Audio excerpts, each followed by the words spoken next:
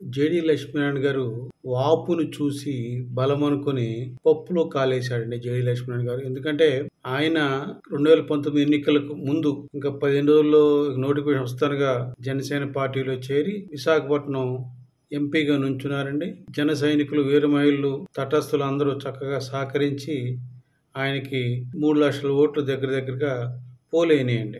ఆయన ఏమనుకున్నాడంటే జేడి లక్ష్మణ్ గారు, ఈ ఓట్లన్నీ నాకు జనసేన వల్ల పడినవి కావు, నేను ప్రజల్లో కలిసి మమేకమై తిరిగాను, అందుకే నాకు పని అని ఆయన భావించాడండి. జేడి లక్ష్మణ్ ఏంటంటే తన తెలివితేటలను అహంకారంతో కప్పేసుకుంటున్నాడు.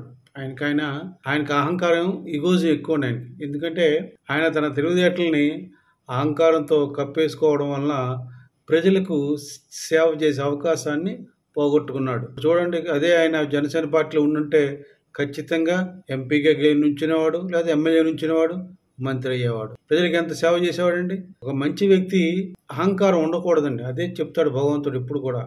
అహంకారం వస్తే కళ్ళు మూసిపోతాయి, ఏదైనా తప్పులు చేస్తాడు. ఈయన సాధించిన 3 లక్షల ఓట్లు సామాన్యమైన ఓట్లు కాదండి. ఎందుకంటే ఆయన ఒక పార్టీ పెట్టాడు. పార్టీ పెట్టి ఏదో ఆయన ప్రయత్నం చేసుకున్నాడు. ఎందుకు చెప్తున్నానంటే ఆయన పవన్ కళ్యాణ్ గారు సినిమాల్లో నటించానని చెప్పాడు, కానీ చెప్పి కూడా నటిస్తున్నాడు కనుక నేను జనసేన పార్టీకి రాజీనామా చేస్తున్నానని చెప్పి 2019 ఎన్నికలు అయిపోగానే చెప్పాడండి. చాలా బాధపడ్డాను నేనైతే. జనసైనికైతే సార్ ఈ మంచి సార్ వెళ్ళిపోయాడు, పవన్ కళ్యాణ్ గారు పిలిచి మాట్లాడరేంటి అని అంటాడు. ఏమండి, మనం ఎప్పుడు కూడా పవన్ కళ్యాణ్ గారు ఎవరిని రండి అని పిలవరండి. తన సిద్ధాంతాలు నచ్చి తనతో నడవగలను అని నమ్మకం ఉంటే నడవమని చెప్తారండి.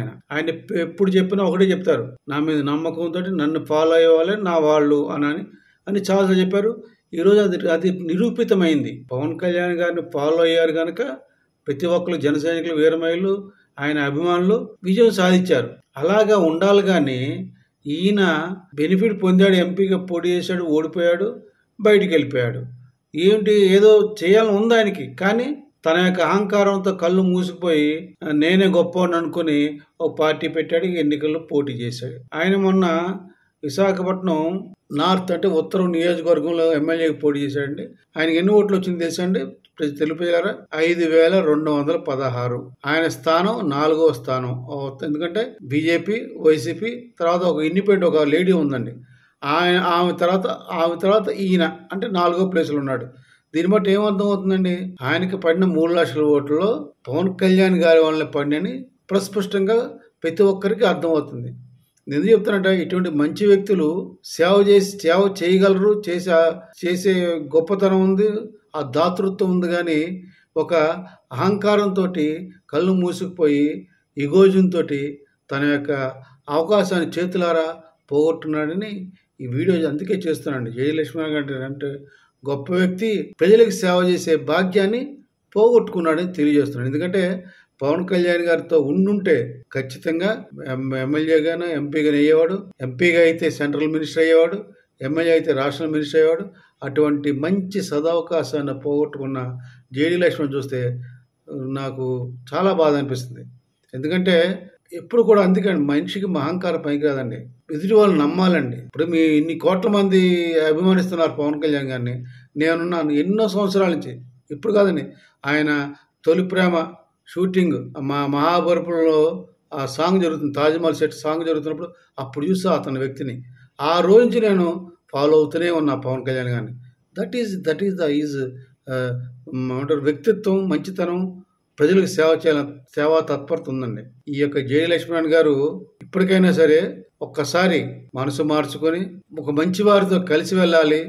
పవన్ కళ్యాణ్ గారు రాజకీయం ప్రజల కోసం అని చెప్పి ఏమాత్రం ఆయనకి తడితే ఖచ్చితంగా పవన్ కళ్యాణ్ గారిని కలిసి, మీరే సారీ చెప్పాల్సిన అవసరం లేదండి, తప్పు ఒప్పుకోవాల్సిన పని లేదు, కలిసి పనిచేద్దాన్ని మీకు అడగండి. పవన్ కళ్యాణ్ మిమ్మల్ని ఆహ్వానించకపోతే నా పేరు రాఘవరావు కాదండి. నేను చెప్తాను, జేడి లక్ష్మణ్ గారు మీరు పని చేయాలి, ప్రజలకు సేవ చేయాలి, ప్రజలని ఆదుకోవాలని మీరు వాలంటీర్ రిటైర్మెంట్ తీసుకుని మరీ వచ్చారు. కానీ మీరు తప్పుడు అడుగులు వేశారు. ఆ తప్పుడు అడుగులో మీకు పరాజయం జరిగింది. అందుకే అంటారు యద్భావం తద్భవత్ అని. భగవంతుడు మీకు అనుగ్రహం లేదు, ఎప్పటికైనా సరే మించిపోయింది లేదు. మీరు పవన్ కళ్యాణ్ గారిని కలవండి, కలిసి పని చేస్తామని చెప్పండి. ఆయన ఏం పని చేస్తే ఆ పని చేయండి. మీకు ప్రజలకి అందరికీ మంచి జరుగుతుందని నేను ఆశిస్తున్నాను. తెలుగు ప్రజలారా గమనించండి. పవన్ కళ్యాణ్ గారు లాంటి మంచి వ్యక్తుల దగ్గరికి మంచి వ్యక్తులు వస్తే పార్టీ మంచిది అవుతుంది, ప్రజలు బాగుపడతారని నా ఉద్దేశంతో ఈ వీడియో చేస్తున్నాండి. జై జనసేన, భారత్ మాతాకి జై, జై హింద్.